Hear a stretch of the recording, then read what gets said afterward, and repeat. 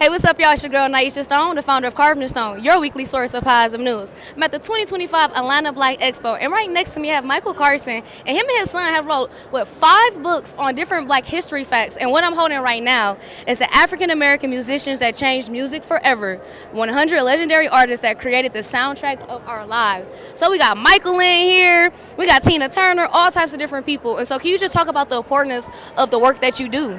Absolutely, yes. As you mentioned, me and my son wrote a total of 5 books together on African American history. The one that you're holding is African American musicians that changed music forever. A lot of people don't know most musical genres started by African Americans, such as gospel, blues, jazz, soul, rock and roll, R&B, hip hop, the list goes on. All of the pioneers for those genres are listed in that book, covers 100 musicians and artists. And we just wanted to highlight these individuals because they're not really well known or talked about. Just like the rest of our books, it's just kind of like a lot of unsung heroes that did incredible things, but just not really well known. I love that. So I seen that y'all was featured on BET. I love that for y'all. So can you just talk about like kind of how you go about doing your research for finding like these different black histories? Are you a historian yourself, or like kind of just where that background come from? Kind of sort of historian. It all started with my son. This is all inspired by him. When he was in the 2nd grade, he wasn't really learning about our heroes in school, so I decided to teach him. And in teaching him, I taught myself things I didn't know. So we just decided to put them in different book formats and educate the world. We spent a lot of weekends at the libraries doing research. Tons and tons of research at libraries. We gathered a bunch of books together, did historical facts, and created our own book. That's our research process. I love that. Can you talk about the importance of knowing our own history?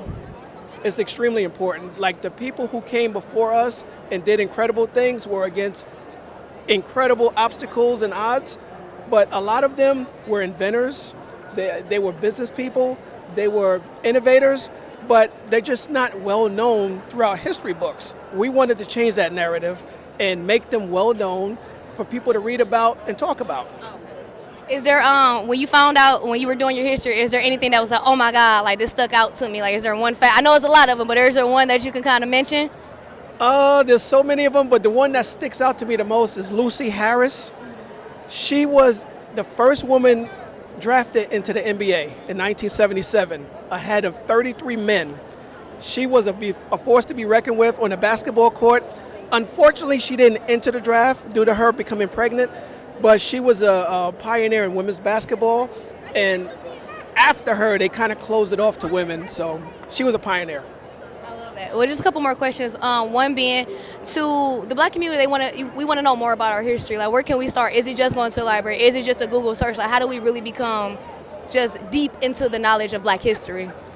There's been a lot of incredible black history books that were published throughout the last 100 years.